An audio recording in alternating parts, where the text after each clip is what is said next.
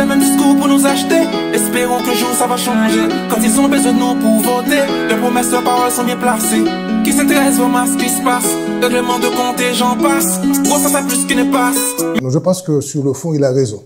Il a raison parce que moi, j'ai passé mon temps à dénoncer des politiques qui ne venaient voir les gens que pendant les élections. Moi, je suis sur le terrain permanence. Vous avez vu l'affaire Pinto, la question de la lutte contre la drogue, la question de la lutte contre le chlordécone, toutes ces questions. Donc, c'est pourquoi je dis que je suis un député de combat, parce que je suis sur le terrain et je n'attends pas les élections. En même temps, je sens à travers ce qu'il dit beaucoup d'espoir. C'est pas un rejet, c'est quand même une espérance que les choses puissent enfin changer.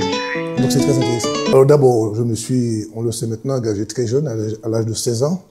Et en tant que lycéen, ensuite en tant qu'étudiant, et j'ai été très longtemps militant dans des organisations, notamment au CNCP.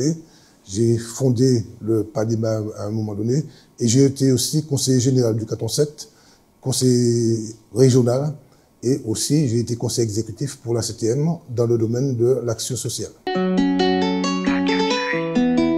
Je pense qu'il y a plusieurs mesures prioritaires. Il y a une philosophie d'abord. La philosophie, à mon avis, c'est de défendre le peuple martiniquais contre le génocide par substitution qui est à court, et aussi agir dans le domaine de l'eau, parce qu'il n'est pas normal qu'on n'ait pas d'eau dans un pays où il y a beaucoup d'eau, et puis agir aussi sur la question des prix de la vie chère. J'avais fait une série de propositions à l'époque, il y a 2 ans, ce sont les mêmes propositions. C'est le blocage des prix, c'est le contrôle des prix, et c'est évidemment augmentation des salaires et des minima sociaux. Alors, les arguments que nous allons employer, c'est surtout l'extrême misère qu'il y a dans certaines couches de la population, la difficulté à pouvoir vivre, à pouvoir manger correctement, qui touche énormément de Martiniquais.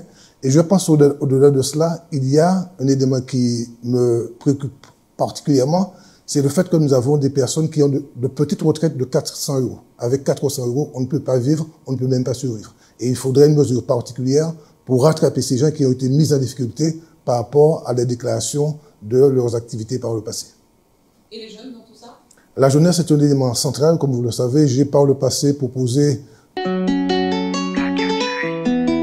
Non, je me suis engagé quand j'avais 16 ans. C'est-à-dire que l'idée, c'était de libérer notre pays, de faire en sorte que nous puissions diriger nous-mêmes nos affaires, que nous ne soyons plus méprisés par les autres, colonisés par les autres, empêchés d'avancer par les autres.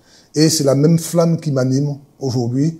Et j'espère que quand nous ne serons plus là, les plus anciens, et que la jeunesse martiniquaise reprendra ce flambeau qui est le flambeau de Frantz Fanon et de tous nos guerriers, de toutes nos guerrières qui ont essayé de faire en sorte que nous puissions être dignes dans notre propre pays.